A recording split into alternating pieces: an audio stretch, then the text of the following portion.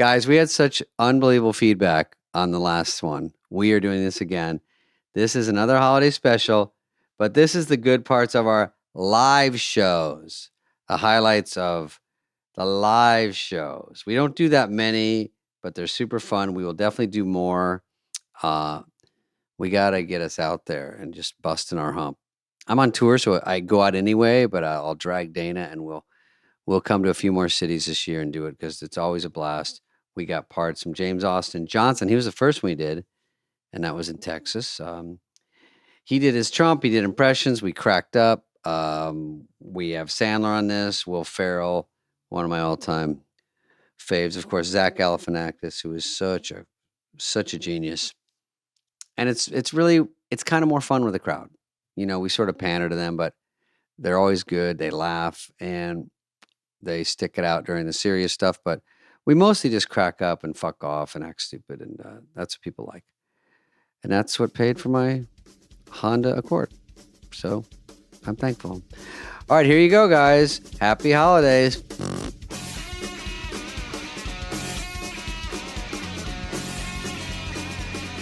Norm was in Jeopardy with you a lot. Yeah. Any funny Norm stories or anything about Burt Norm? Reynolds. Yeah, my God. Because that was brilliant. Jeopardy, again, one of the big sketches that... one of those SNL, big sketches everyone remembers. Yeah. Always funny. Daryl was funny and Norm was great. Yeah, the best Norm story was, I think it's the one where he comes back, and he's wearing a big foam cowboy hat. Yeah. And he's like, that's funny, huh? Look, wearing a cowboy hat. And anyway, there's some beat where I have to be super exasperated with him, and I yell at him, and we get out of the sketch. And Norm comes running after, and he's like, hey, Will, everything okay? I go, yeah, why? He's like, you seem kind of mad at me out there. I'm like, no, Norm, we've done it. This is like the fourth time we've done the sketch. No, but that time it just seemed like you really were mad at me for some reason. I said, no, we're good. That's very Norm right so there. Funny. That's his sense of humor. Yeah, you seem kind of mad there for a moment, right? Yeah. But he was not. I don't think he was doing a bit. He wasn't doing He a bit. might have been serious that you were screaming. He was very sensitive in that way, too. He was very shaken. Yeah. And then... because you can commit hard and you probably scared him. Another great Norm story has nothing to do with Trebek. was, and Catan told me about it. They were on a flight together back LA to New York. Chris had taken off his shoes. And he can't find his shoes. They're about to land, can't find his shoes. He's going to the flight attendant. Have you seen my shoes? I took them off. He's like, I don't know. He's like, Catan's like, Norm, come on. You took my shoes. No, I didn't. I didn't take your shoes. Why would I take your shoes? That's the stupidest thing I've ever heard. I would never. He's like, come on, give me back my shoes. I know you took them. I know. Norm's like, I don't know what you're talking about. Catan has to walk through JFK. With no shoes? With no shoes, just in his socks.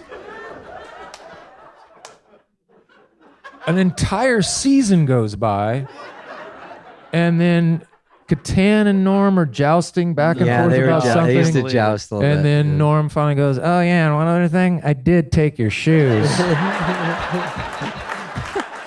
That flight in November. Flight November. I took them, I threw them in the trash can, just so you know. Yeah, because I saw his shoes there, right? And I kind of grabbed his shoes. So yeah, you were right. He used to give Catan shoes. so much shit. Oh my God, yeah. He was tough. Okay, let's see if we have anything else.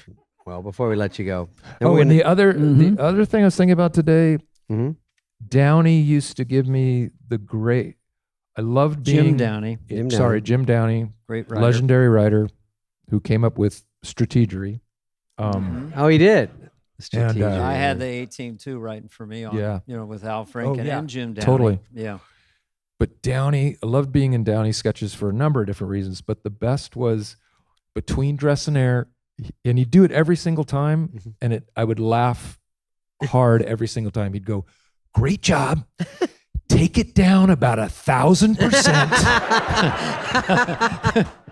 And then I would just yes and I'd be like, yeah, okay. Yeah. And he's like, I don't know what happened. You must have gotten into your big juice or something. But he would literally tell me to take it down 1,000%. Worst advice, yeah.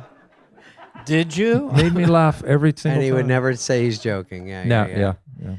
Yeah. I remember one time I did a joke on Hollywood Minute about with jokes, they had some had a little more of a, some were clever, some had a little mean streak, but I did a Jim Carrey one. The funniest part is I liked 99% of the people I'm making Of course. fun of. And Yeah. Jim Carrey, I was just trying to get foot in the door at SNL and whatever it took, but Jim was doing these, the movies that I loved, but I said, and they would always prod me to go farther. Right. Because it was like through them, I dare you. Yeah. So I said, oh, Jim Carrey, after this, one of his movies, was rushed to the hospital after an overdose of overacting pills with Play It Too Big juice. And the crowd just stared at me. And it was too soon. Don't mess with our make fucking fun of guy. our Yeah, hero, yeah, yeah. Jim Carrey. And I was like, Yeah. no, I love, and anyway, that was cut after dress. But but dress rehearsal was a good, but that was those guys. And they would write me the roughest because they Hollywood just Minute jokes yeah. at like the rewrite table. They go, Jim would be like, no, you would never. Well, no, you're too much of a pussy. And I go, no, I'm not. What? And then he'd tell me, I go, yeah, I'm too much of a pussy. I'm not saying that. He goes, of course, because you're a pussy. And I go, why? But it was all whatever he wanted to say and get the anger out and get to me. Well, then they hide behind the whole thing. Oh, I know. Yeah, That's why it's so exactly. funny. They get to say whatever they want, but I would have to sort of temper it. But always funny. I mean, they're just fucking around. Wait, one last Norm Macdonald story. Yeah. Sorry. Love them. Do you remember the Mama Celeste frozen pizza commercials? No, Yes. no, I don't. And it was this, and she would say, Abundanza, Abundanza, yeah. which is a made-up marketing word. There's no I didn't know that. word in the Delicious. Italian I language. thought that Yeah. was genuine Italian. Yeah. And one day we're sitting around in the writer's room having lunch, and we're doing a bit where I'm like, hey guys, this lunch is pretty good. Abundanza, right?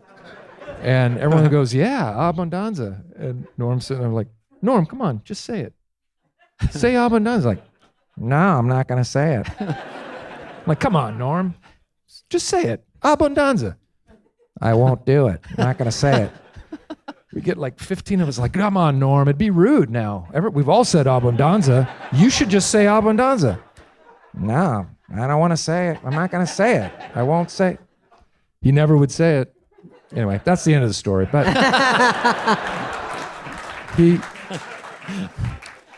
yeah. All right. Well, I think we Abundanza. were going to have a few people just like his ask voice. a question. Hey, a penny saved is a penny earned, they say, right? That's like a 100% return. You can't get that anywhere.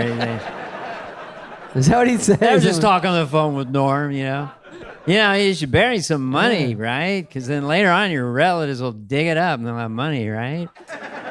He just had the driest, funniest I vibe. didn't have a TV the first year I was on the show because I just didn't buy one because I thought I'm never going to be in my apartment.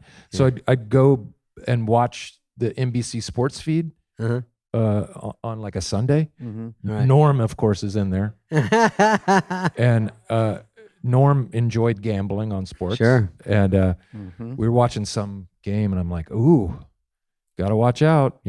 University of Cincinnati. They're pretty good in the mud. He's like, really? And I go, yeah. I think they're like 750 winning percentage in rainy games. I didn't know that. Yeah, okay. Logs it away. I think we're doing a bit. Right. Right. There's no way. How do I know that stuff? Yeah. Week later, Norm's like, you cost me 35 grand. I'm like, doing what? What do you mean? Cincinnati, University of Cincinnati in the mud. I'm like, what? You said they were really good in rainy. I'm like, you bet on? I was joking. And you bet that much? Yeah. Yeah. Why are you telling me that that's- amount too? That's like when Norm asked Lovitz give me $200. So they're playing a casino. Oh, that's funny. He's like, John's like, okay. So the next day, No, lend John, Lend. Lend. And he goes, Yeah. yeah. And then Lovett's like, can I get my money back? And he goes, no, I lost it. I lost all of it. He goes, why are you mad? I lost $8,000. Yeah, he goes, you only lost 200. You only lost 200. Yeah. We love Norm. There was only one Yeah, Norm. he was amazing. A comedy genius.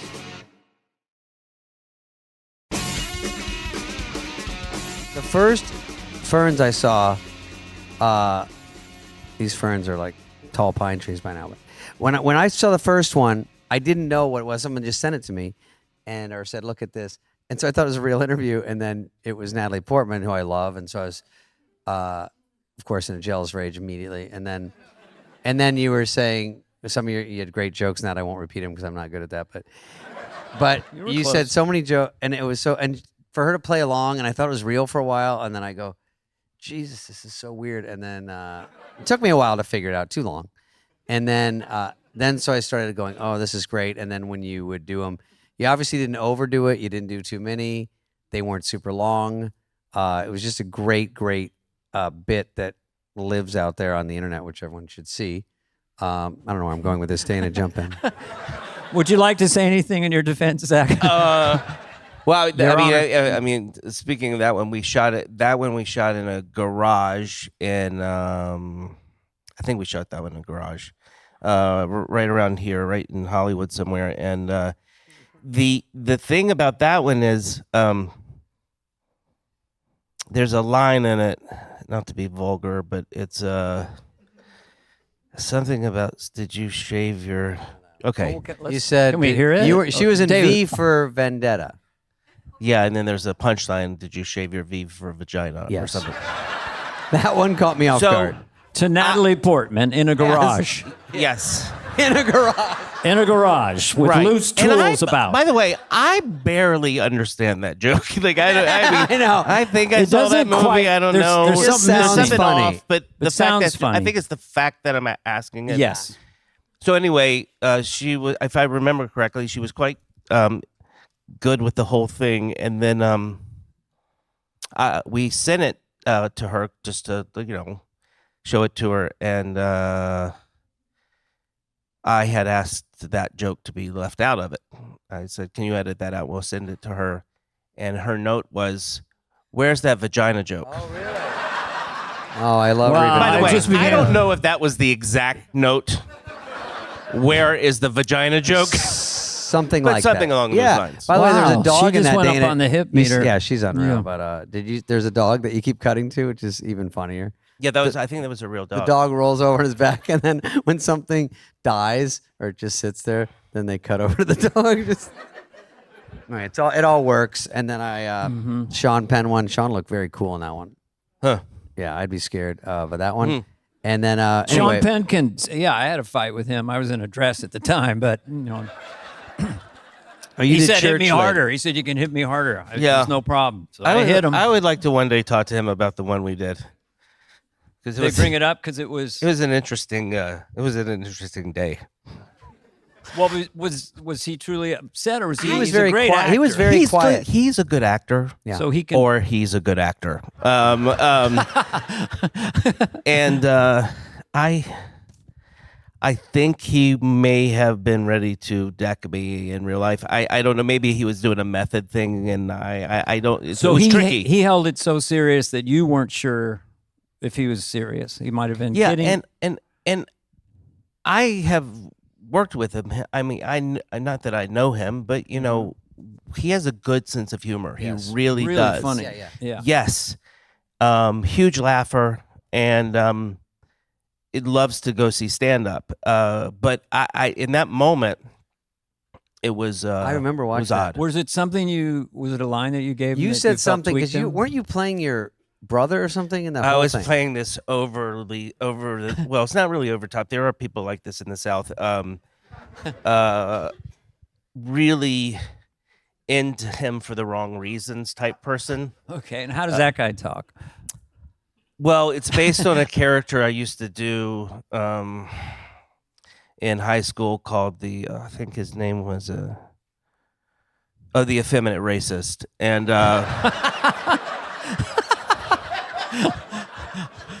I remember that Skittles. Yeah, but so that's a great. So it's just a guy that talks like this. And so friends of mine that were black in high school would bump me in the hallway, so this character would be released. And I would say to them, my mom told me not to talk to black people. And they Go crazy. would die laughing because they understood at the time that I was mocking it all. So that's where that came from. That was as simple as that. Well, there was something, Dana, where he goes, Sean, and he's doing this, and he's sort of prodding. He goes, I'd get into Hollywood just so you could go to all the parties and all the wrong reasons that Sean wouldn't want. Sean is very funny, and unlike his persona out there, and so I like that he's going along with it, but he was so serious. Then he goes, I could walk over there and knock you the fuck out right now. And even I was like, God damn, he gave that a good reading. I think he knew it was funny and interesting. I think he was playing. Good. I don't think he was offended. I'd like to ask him. We haven't spoken since.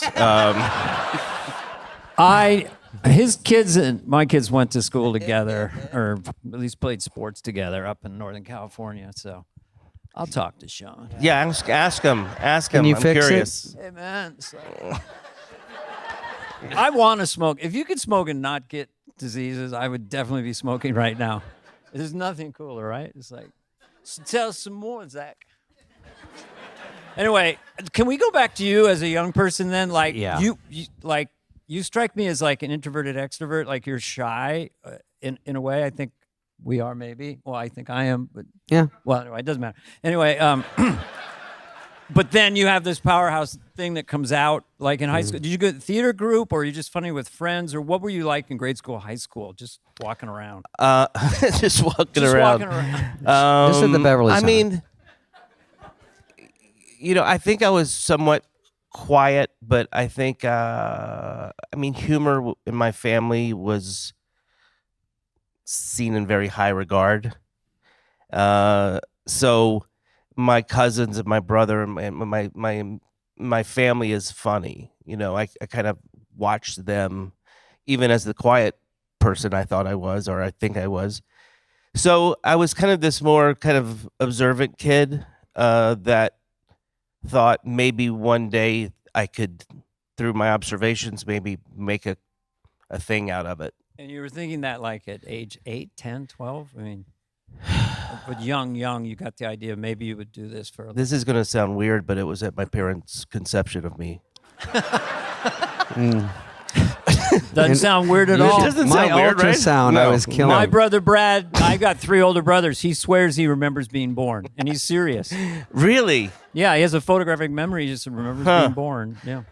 Um, I'm not kidding, Brad, the guy I based But Garth being on. funny younger really pays off, and I think that's for all of us. Like at dinner or at school, like I was at a school that was I was a little bit of a pipsqueak, hard to believe, and always bullied and pushed around. But I would quietly say jokes to my friends or under my breath. But that kind of, if you get a little something, that's all I had. I wasn't super athletic. I wasn't this. So if you have some little hook like that, you go, ooh. My dad thought it was funny. People think it's funny, and then you go, oh, and then you try to. Maybe that's kind of like that for a lot of comedians. Well, the tall guys didn't have to do anything to get Nothing. the girls. We, on a bioevolutionary level, we had to be funny. Zach, you're not that short. You. I'm around 6'2". Okay.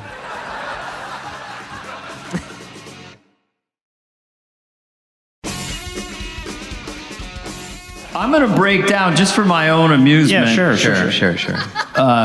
James's awesome Trump, because I think that the way you do it is like free association jazz, and I know you can. I wanted to say that a podcast clip of mine that I think it caught on with like Seth Meyers and his group of friends, because it was Trump talking about 2000s New York alt comedy. It was like I had been doing Trump. Do you want to do it a little bit? Then our guest Whit Thomas was like, "Hey, weren't you a comic back then in the 2000s in New York?" And I'd be like, "Oh yeah, you know what? It was so wonderful to be with comedy.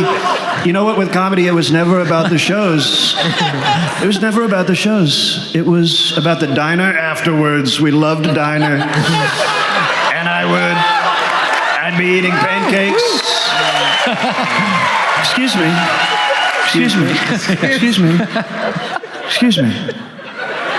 Oh, he's a little tamer back then.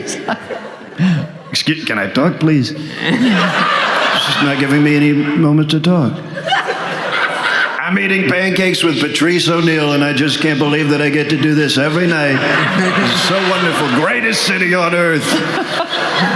You do Gotham, and you do Rafifi, and maybe you'd get a spot at the Boston or something, and a couple dollars in your pocket, and you say, oh, this is a pretty good gig. Made $300 tonight, maybe buy a PlayStation or go to Gap. There's so much detail in that, and you did the little breath thing, Here, I'll give you. Thank you very much. I'll read these as myself.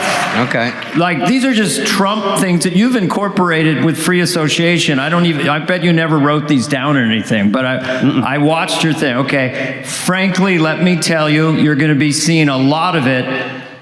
I can tell you. Yeah. Yeah, that I can tell you, Let me tell you, frankly. Okay, let me tell you. You can read it if you can read those. Frankly, let me tell you, you're going to be seeing a lot of, excuse me, I can tell you that I can tell you, that. When you look at, connector phrase, ask me something that I do. So you're going to be a reporter. You're going to ask the real Trump a question he doesn't have an answer to. So I'm just going to not have an answer to it. Right. So do you think we're going to increase exporting natural gas to Europe? When you look at what China's doing in terms of esports, really, when you look at all of it, if you look at gas, gas is one thing, but frankly, when you're looking at all the rest of it, I can tell you that, when you look at what they're doing and look at what the Democrats have told us. Oh, I love it. The way that he can, let's do another one. He'll just spin it off into his mesmerizing way of talking in some other flip place. the page. There's more if you want to see. I had to. Yeah. And it didn't work out so great for some of those people. And it didn't work out so great for some of those people. I love that one.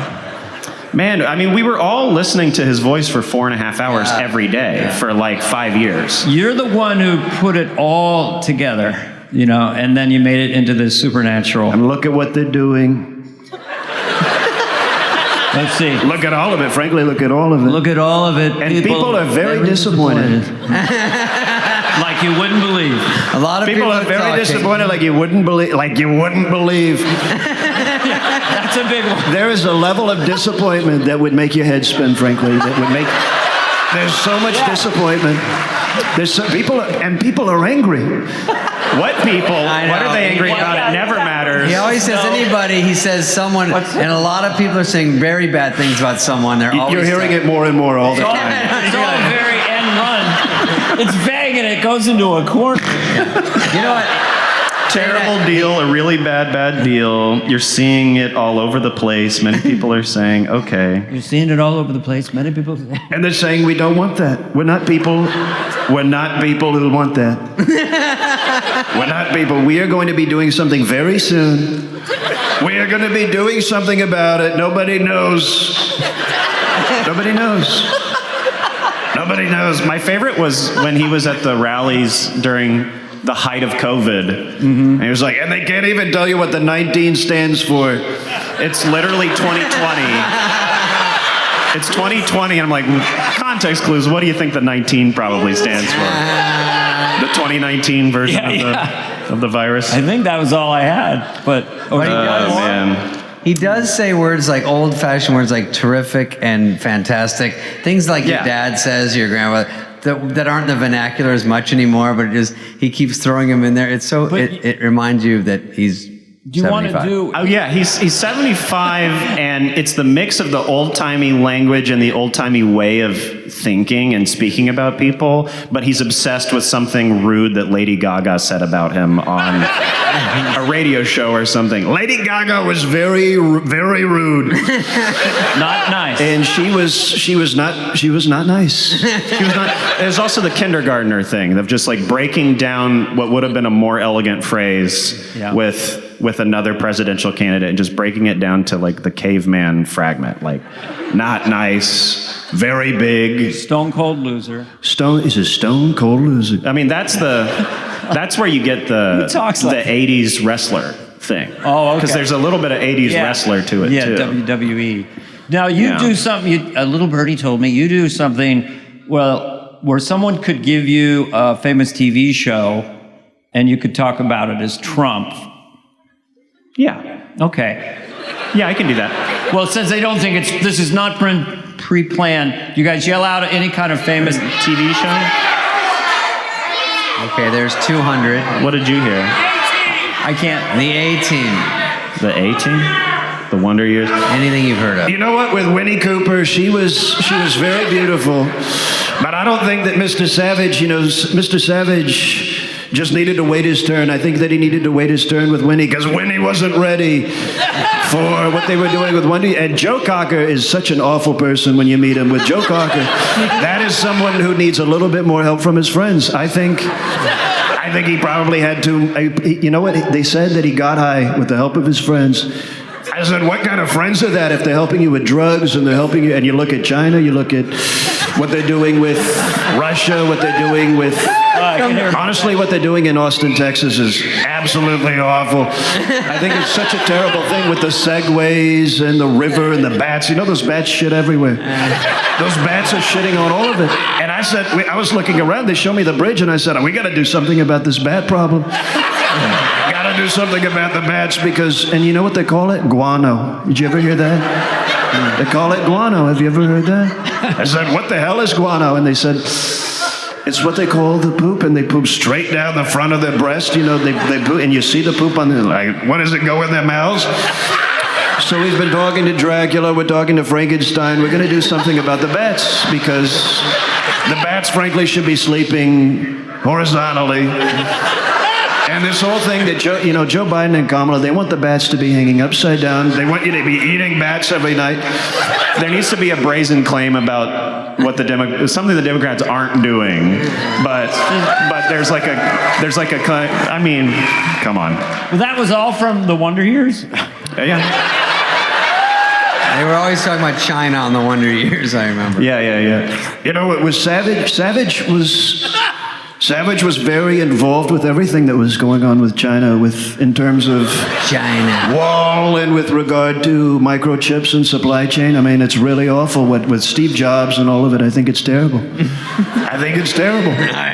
It's like you don't really need like jokes. It's just the rhythm and the references are so funny. Yeah, I mean, I don't like I just listen to this for hours. I mean, I just love. That's how the flow of it. That's how he led us for 4 years, is because it is fun to hear him talk. It's fun to hear it, whether you like him or not like him, whatever your politics are. You're right. You will probably be hypnotized by the weird rhythmic way that he speaks. I mean, it works. It does work. Like how he'll just repeat, you're going to be winning like you wouldn't believe it. It's going to be so good. Like, you just believe it because he said it 20 times in a row. Within 1 minute. Within 1 minute. It's going to be so, you're not going to, it's so good. It's going to be incredible. Frankly, it's going to be very, very good. Like, so I understand why my grandpa, who was like hardcore conservative, who would never have voted for a Trump in his life. But the minute that Trump was on TV 24/7, if you just hear, I'm going to be amazing at this over and over and over again. And the people that hated him gave him the most airtime. They're like, can you believe that he's saying this? I'm like, probably. They call it the Trump bump on CNN. They got a billion net per year. Yeah. I mean, it's just fun to hear him talk, and it's mesmerizing, and it works.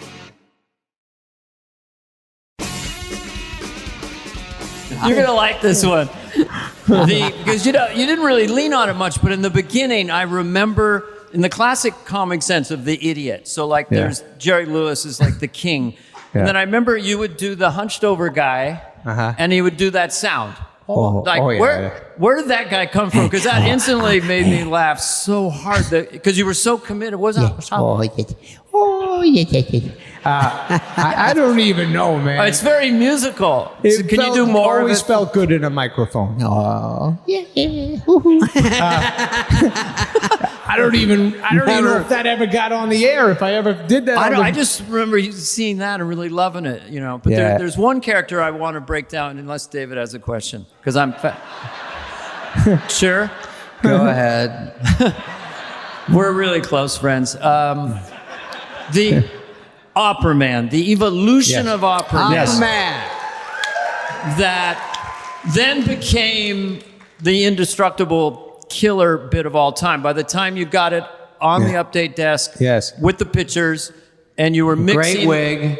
So, Good wig, Adam, good I'll let look. you fit, but talk about the origins of that and the way you did it, and then the way you ended up doing it. It evolved, right? Gotcha. Yes, it Okay, did. go ahead. Right. Yes. That's my question. Thank you. Yeah, that's a good question. And I remember you knew the guy. So there was a man on the street who used to sing opera on the street. He used to hold the can up, and you'd be walking down the street, and he'd kind of come at you and go, hey, and he'd sing really hot, and he'd charge you, and you'd be like, oh, and you give him money. I And didn't know that. yeah, that's kind of where I first started doing it around I the love office. that. I didn't know that. I met that guy today at McDonald's.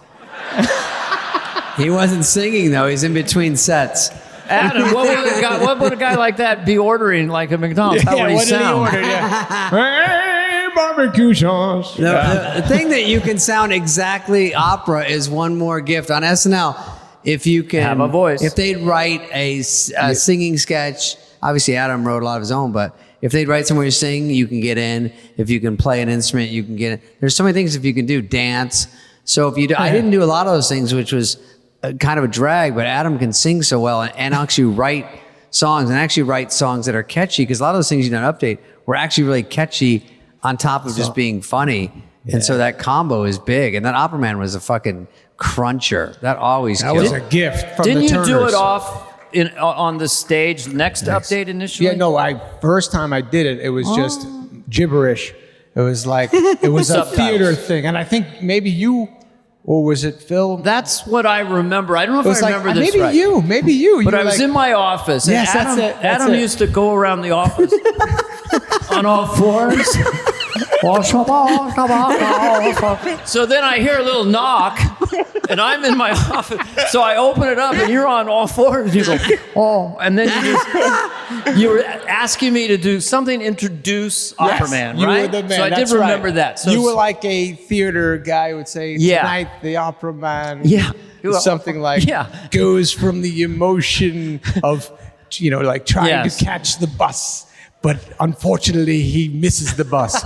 But then he sees his mother, is behind the bus and picks him up. Let's watch the Opera Man. Okay. Or something That like was that. how it's And happened. I'd Yes. walk. I'd be like,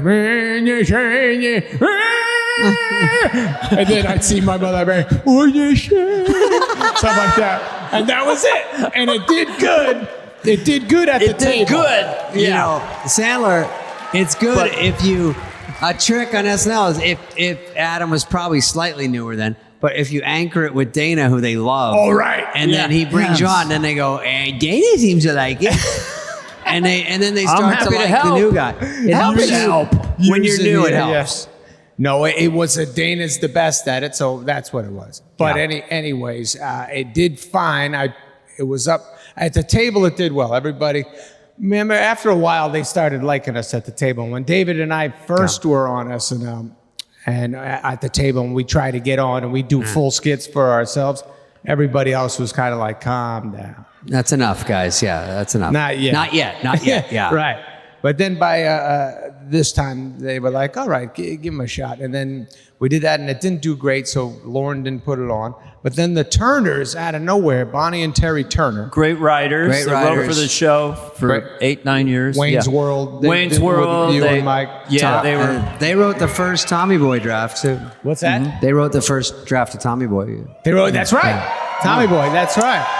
They were monsters. I don't even know why we don't talk about them more. They had some huge sketches. You guys should have them on this show. Yeah, I'd love they'd it. be Would great. love to. Yeah, they're Hi, great. Bonnie. Hi, Terry. In case Hello, they're guys. listening to this when it's released. But they wrote what? What we said? And Lindsay, their daughter. Their daughter, Lindsay. Yes. But anyways, they wrote this thing and they talked to me. I was in my office. They were like, so remember that Opera Man thing you did? We came up with an idea for the news and they showed it to me. And I was just so dumb and young. And whatever I was, and I was like, yeah, I guess. I guess we could try it that way. It was Opera Man on the news that you said? Opera Man on the Doing news, the news. showing current Oh, and then events, you and then me rhyme singing it, about you sing them it. and blah, blah, blah. And I didn't really, I was like, no, Opera Man speaks gibberish, and that doesn't make any sense. You don't understand Opera Man. So then it became a divorce. So how would it, you would do current events with like Trumpo. Trumpo. Yeah, exactly. And it would just crush. That was all those guys wrote it. I got to be it. They would give me the melodies, and Cheryl would write it on Cheryl piano. Hardwick, yeah. And they would just give me all the goods, and I mean, it was the greatest gift ever. That was a home run. Got to wear the Did you do it with wig. Eddie Vedder or not? You sing like Eddie Vedder once? You go, I sang like Eddie Was it Vedder as once. Opera Man or was it something Opera else? Man singing about Pearl Jam, yeah. And then, yeah. And remember when, I think they were even on the show, Pearl Jam, that night. Oh, that's right. But So anyways, what would he say? A Vedder? Or what do you? He ran. I mean, you got the pipes, kid. You No, still got the. you were going, hey, I'm saying love songs out of made of concrete. yeah. But you sound exactly like him. I can't do it now. I know Eddie Vedder.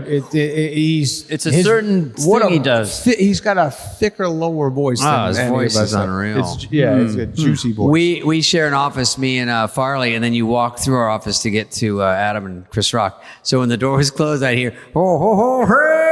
And I'm like, oh my God, he's got a killer cooking in there. Oh, yeah. It's in the oven. We all got excited when we landed on a good impression. But I did one with Lovitz, an Opera Man Yes, with Lovitz. yes. That was a great awesome. one. He can sing great. And that was a perfect, only other guy who could do it besides you, because Oh, he's got man. pipes and Yes. he's just a funny, so that was a killer. That was amazing. He played your brother or something? It was Glenn Close and Lovitz, and maybe they were my parents. I don't remember. Yeah, But yeah. I remember they came on and sang with me. Only on Saturday Night Live. Yeah. Yeah, that's right. Can we, I could go anywhere. It's so much fun. I wanted to ask about when he does bits when you get to bring in one of the musical stars. I think McCartney did Red Hooded Sweatshirt with you. Oh, that was the great. God damn. I'm so Farley did something jealous. with him. You did something Yes. with him. I We love left just McCartney, right yeah. before McCartney hosted. You weren't there then? I missed it. I was a fool. You know, he was upset, you know, because we'd met at 86 at Lauren's house. He called me up. I don't know why you didn't stick around, Dan. You know, we could have had a plunker. We'd be plunking, looking at each other.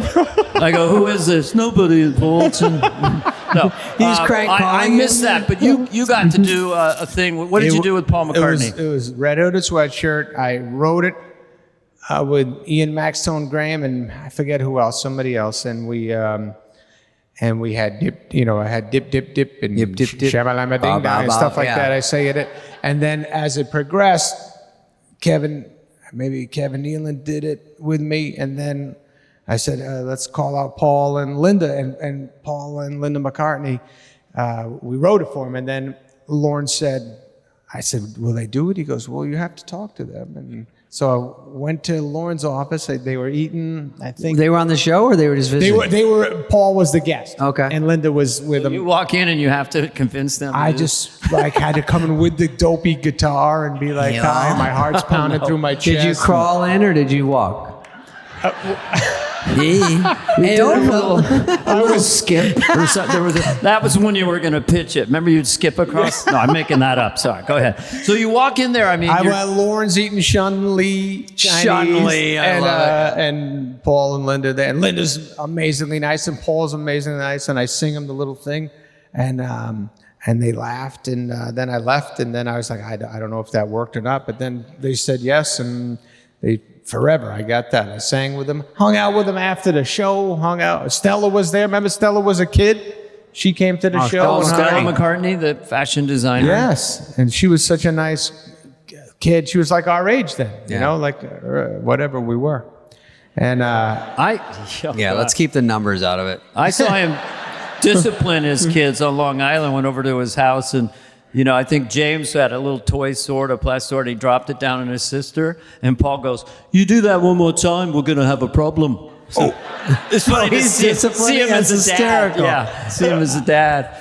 So, I remember we love him. some comic said he had $1 billion. He was the first one with $1 billion, and they go, if he lost his wallet in a cab, and there was 500 million in it, he'd still have $500 million. That was some comic joke. But do you remember when Farley's brothers came to the show and McCartney was on that stupid story where Paul looked the same as Paul McCartney growing up, but he had a little bit of gray hair. And so Farley's brothers were standing there with red cups. There was no security. So the music comes out of their dressing room, walks by the 8H page desk, you know that, and they walk right into the show. And they go, Paul McCartney, 1 minute till you're on live. And so you see he comes out with a bodyguard on the front and back, and he walks out with his guitar, and it's fucking Paul McCartney. I'm there with Farley's idiot brothers, and they're all drunk. And he comes around, and they go, and one of them goes, hey, Paul. And he looks over and he goes, getting a little gray. And he goes, and then I remember that, man. he walks out, and I go, are you an idiot? He goes, he looked. And then he goes on the monitor, and they're like 15 seconds, and he looks in the monitor, and he goes like this. He got in his head right before he went out. Oh, no. And he's like, and then, anyway.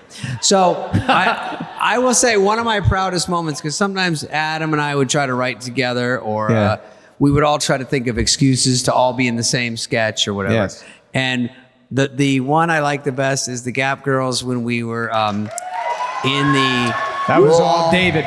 in the mall, and then Farley says, lay off me, I'm starving. Oh, That is one of the best. funnest ones we ever did. Yeah, man. And Schneider was in it, and Sarah Gilbert was the host. Oh, yeah. And we were all, that was just the fun for me, because we would all just rehearse. So, you write it, if it gets in, you laugh at read through, you laugh, when we talk about who plays what parts and what we say, and then You add really jokes. wrote all that stuff, though. That I was know, all but then you. everyone adds jokes, whatever you want, and then we got to do it on. So you have to rehearse all week or once Yeah, or you twice. get to be and together, That's a good rehearse, and reason to hang out is to rehearse. Yeah, that was amazing. Does everyone know about the Gap Girls? Because there's a young audience. Okay. Because there's some younger people here. It was I just know, a man. sketch where we all worked at the Gap. We played girls, and it was infuriating to And everyone. how did you talk? Whatever. That's right. Yeah, Oh my we're God, like, that's so weren't you at the yeah. folding meeting? Yeah, and I went to the Gap and studied it, and they showed how they put a clipboard in the sweaters and pulled them out and folded them out. Oh, like yeah. mesmerized. And then they would actually, this is when you feel kind of like a big deal, because Yeah. if you get a sketch on and you're just some doofus from Arizona, and it's like a dumb sketch about the Gap, and then when they bring the sketches written and it's put up on its feet, they talked to the Gap and brought a whole section of the Gap over. So they had a security guard, because it would cost so much. It was real pants, real sweaters, and it was just a chunk of the Gap they moved in, and the Gap liked it because it was free advertising. Yeah. Even though we made them all look like morons. But it was still really fun. And then we all hung out there and would practice in there, rehearse, whatever it's called. And it was great. So we did a couple of those. We did Gapperty, where it was Jeopardy. It was just a fun way for me, you, and Farley to be in sketches. Yeah. This has been a podcast presentation of Cadence 13. Please listen, then rate, review, and follow all episodes. Available now for free wherever you get your podcast. No joke, folks. Fly on the Wall has been a presentation of Cadence 13, executive produced by Dana Carvey and David Spade, Chris Corcoran of Cadence 13, and Charlie Finan of Brillstein Entertainment. The show's lead producer is Greg Holtzman, with production and engineering support from Serena Regan and Chris Basil of Cadence 13.